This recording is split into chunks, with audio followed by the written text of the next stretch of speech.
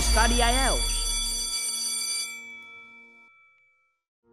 Hi, welcome back to another episode of IELTS Face Off. I'm Thiện Khiêm, and right now it's 5 p.m. in Ho Chi Minh City, the peak hour, the rush hour. And I'm standing here immersing myself in the hustle and bustle of the metropolitan, listening to all these cacophonies around me, which is really overwhelming. And I have a lot of difficulty making out the sounds around me, which is also a problem facing a lot of candidates when it comes to the listening task in the IELTS exam. So I guess that's also the problem we're addressing in today's episode. Let's meet our friend today and see how he's struggling with IELTS listening. Hi IELTS Face Off and Khiêm. I'm currently struggling with my listening skills. Though trying my best, I still cannot hear and catch the details needed for the answers in the IELTS listening test. So I have one question. How can I improve my listening skills in general and also in the IELTS listening test in particular? Thank you.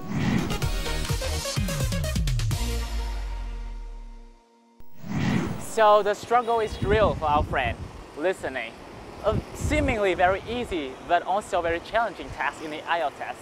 But you need not worry, because I have with me today a very experienced IELTS expert, which is Angela. Nice to see you back. Good to see you again. Yeah, it's going pretty well. How are you? I'm still alive and kicking. I have a very different set of questions for you today. Okay, Yep. hit me up. Okay, so you see, in this very setting, it's really hard to make out the noise around it. Exactly. So you know what the problem today? Listening. About, right? Listening. Of course. Yeah. So do you enjoy a peaceful environment or this noisy one? The thing is, I do love the city. So I like this during the day, but at the end of the day, I need the quiet, you know, of my space, of my apartment. So you usually stay home at this time of the day? Again, it depends. Sometimes I'm working at this time, sometimes I'm out and about. Like, this is nice sometimes, but I don't think I want to hear it every day. Would you? Yeah, I feel like I have a love-hate relationship with this city. Like, I really can't stand the ambitious environment of this city, but when I'm far from it, I'm gonna miss the hustle and bustle. That's how it is. Yeah, and this noise can be very overwhelming at this time of the day. And speaking of overwhelming noise, the IELTS listening task can be a lot of challenging. And it can be overwhelming because there's always, you know, you think you know what it's saying or you think you know what the answer is, and then they'll change it up. There'll be something to change the answer or to distract you from the correct answer. Yeah. And there sometimes you can zone out just a little bit and you miss everything, and you turn panic and you miss the following questions as well. Have you ever been in that situation? Of course. I mean, I'm sure everybody has been in that situation when you're talking to someone and then, oh, oops, did they ask me a question? I wasn't actually listening. So it's the same thing that happens when you're doing a listening test. But in this case, you don't really have a choice. You know, you really have to make sure that for those 30 minutes, you're focused on whatever the audio is and you're trying to answer all the questions. So how should we prepare a mentality to cope with the IELTS listening test? Well, first of all, you need to figure out if you have problems, let's say sitting down and just being calm and focusing on one thing. So perhaps maybe that's a skill you need to work on, and so that's a little bit separate. And then of course, you can work on your listening skill, but you can also work on your focusing skill. So try to give yourself practice tests where you really don't have, no distractions whatsoever, no phones, and nobody likes that. But yeah, that's the number one thing that keeps distracting us, right? So if we have that away, which will happen during the test, then that's what you need to do to make sure that 30 minutes of just listening and then the 10 minutes of transferring your answers. Okay, so what are some sources or websites that we can practice listening with? Well, So, what are you thinking of right now? Is it more your general English listening skills, or is it your exam skills? For the IELTS. Yes. So, well, you have to think about it as both ways, you know? Maybe your problem isn't just taking the IELTS. Maybe the problem is your listening skills themselves aren't really in the right level. So first try to figure that out. And if you're scoring really low or, you know, far below your target band, then maybe you need to work on that first. And that's where you start listening to, you know, go to BBC, go to TED Talks, all these podcasts. Make it part of your daily life. Even when you're driving, possibly, or maybe when you're exercising, try to do that. Then, you know, you see people walking with their earphones on, right? So why don't you try listening to something that might improve your listening skill? And then after that, you can start working on specific exam skills. Yeah, and I read somewhere that you should listen to understand, not just to find out the answer. Exactly. In that way, even if you miss some part of the information, you can still guess the answer. Yes. And then of course, and you were saying earlier, you know, you miss one part, and then what happens is you're gonna miss the next part and so on. And so if you do understand the general meaning, even if you don't have all of the information, you can just focus on those and then let it go. Because again, think about your target band. If you're aiming for, let's say, a band 6, you only really need 23 correct answers. So you can let go of that one answer that you didn't hear, and then you can move on to the next one. After receiving the paper, there's actually a few minutes for us to read through, skim through the paper. What should we do in those minutes? Yeah, so what actually happens is that you always have that, you know, first minute to kind of look over the test, and then in between the different sections, you also get some time to have a look at the questions. So same thing that you would do with the reading test, start underlining the keywords, okay? Understand what's being asked, and like you said, if you understand what the general idea is, maybe you can guess what the answers are. Yeah, and you can also guess the gap. That, yes, what kind of word is missing, yes, exactly. Yeah. Thank you. And now let's meet our IELTS prize winner to get more few tips on tackling the IELTS listening test. Hey everyone, my name is Antong, 2019-2020 IELTS prize winner, and I'm here today to give you some tips on how to avoid common traps in IELTS listening. So for me, the most common trap that I see in IELTS listening is usually about numbers. If you do enough practice tests, you notice that there is a pattern around numbers. So what they do is that they usually give you a number at first, but they're gonna tell you that it's wrong or it needs updating, and then they're gonna give you a new number. So it can be confusing if you don't pay attention to what they're talking about. So all you have to do is to focus and to see what the question paper really needs. So for example, if the number is a price, right? And the first number is the old price, and the second number is the discounted price, you need to listen carefully to identify which price is the price that the question paper is looking for. Because sometimes the question papers ask for the discounted price, or sometimes it asks for the original price. As for improving your general IELTS listening, I would suggest that you look into YouTube channels. As you already know, YouTube has a plethora of channels that suits everyone's taste. So if you are into, let's say, K-pop or fitness or technology like I am, just go onto YouTube and find a channel that you really like and start listening away. What I like about this method is that most of the time you're doing passive learning, which means whenever you're listening to the content that you want to, you're not only learning about the content, but you're also improving your English listening skills, because if you are exposed to it constantly, you're gonna develop a better skill of listening. That's just my experience.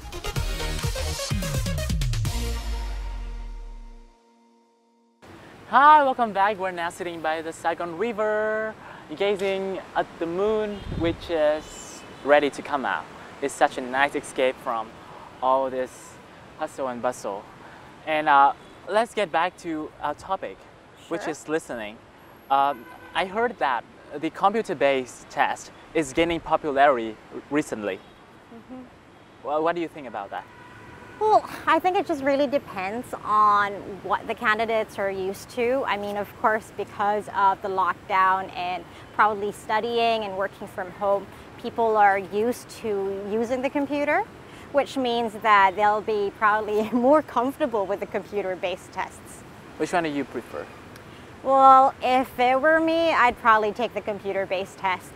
How about you? Yeah, Would you do paper-based though? I'm kind of afraid of that method. Like, I feel like it will be more careful if I write that with my hands. I suppose so, but again, if you're maybe somebody who hasn't written for a long time, then it's going to be difficult to have to do it with you know, a time limit. And there's another difference that, let's say, at the end of the listening test, you've got 2 minutes to transfer or check your answers for the computer-based test, but you have 10 minutes for the paper-based test. So it just has to do with, again, your preference and maybe how you've practiced. Okay, I might consider taking that next time. And regardless of the method we're taking the IELTS test, what are some strategies you use to address the different types of questions in the IELTS listening test? Yeah, so I mean, we mentioned earlier having a look at the gaps, what kind of words are missing, but then, you know, consider the different question types.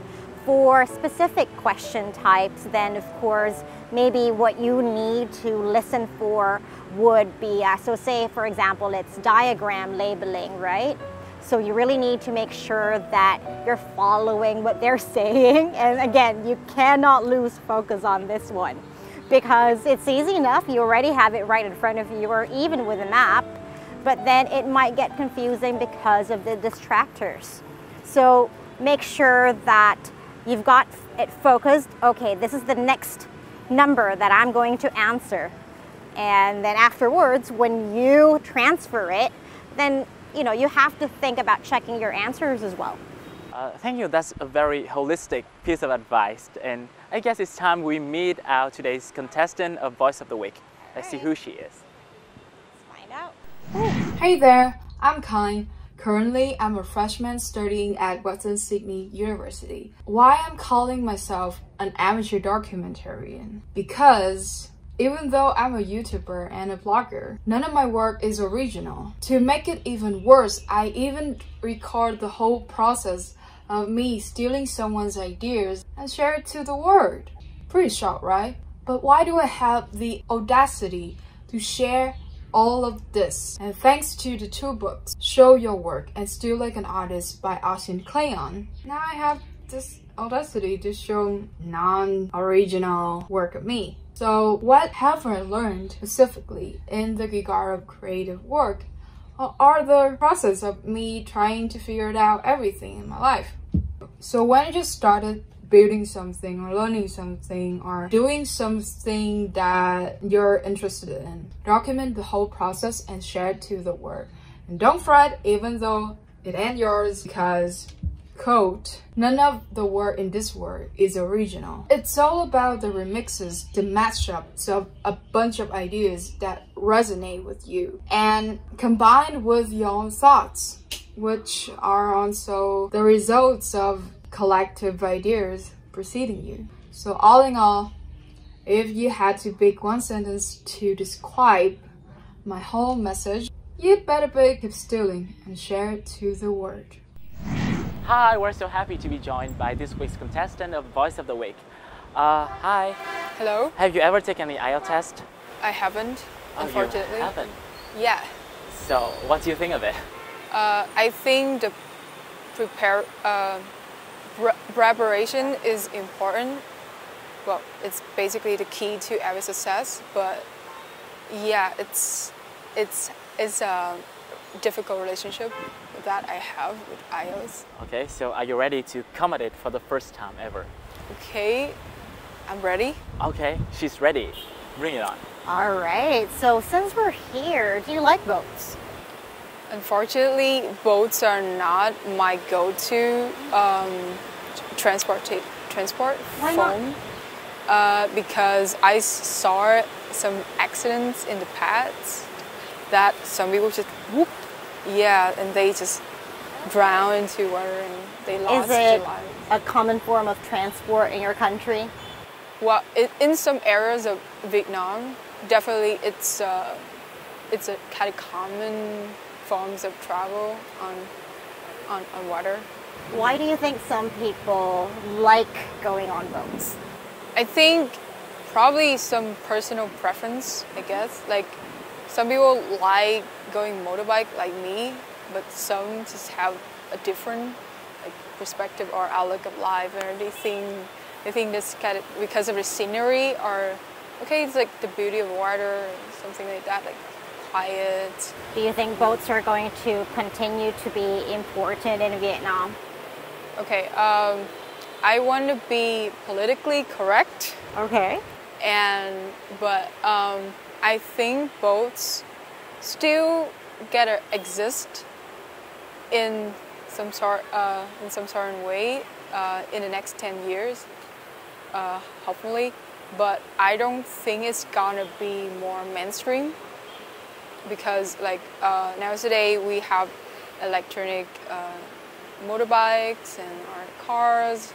Yeah, What like, would make you, or what would encourage you to get on a boat?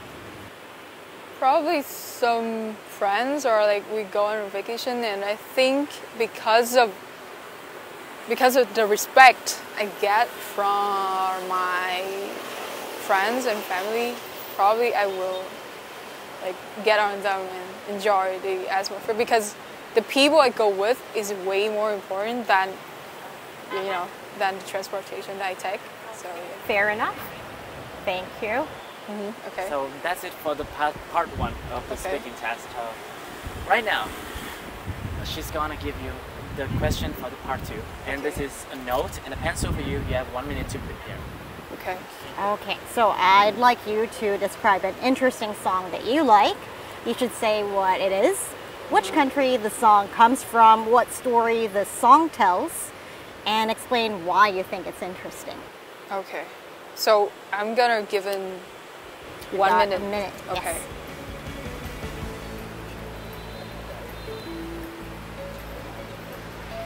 That's kind of a familiar topic, right? Yeah, I suppose. Except if you don't like music, then And what should you do if you were to encounter a topic that you have completely no idea about? I mean, I think at a certain level, it's not really that you don't have any idea, it's just maybe a topic that you don't like talking about. But remember that the IELTS doesn't really, it doesn't matter if you're going to be positive or negative about it, Yeah. as long as you use English to talk about it, so that's fine. So just say you hate music if you do. I hope that they don't, but you never know. This is like, it can be very scary if you were to face a question like, one time you were in another country, like that. Yeah. So, yeah, I think it's time for me to get back. You ready? All right. Yeah, I'm ready. Okay, so can you talk about this interesting song that you like? Okay, so I came across one of my favorite songs of like ever is Survivor of Destiny's Child. So Destiny's Child was the US female band, and they are like the band of 2010s. So yeah, they have rewarded a lot in some reward showcases, and yeah, that's that. And about a song, one of the songs that is very spoke to me is The Survivor, and I feel I can felt a very strong connection when I heard the song. Like, we're not gonna give up. We're just gonna just keep going.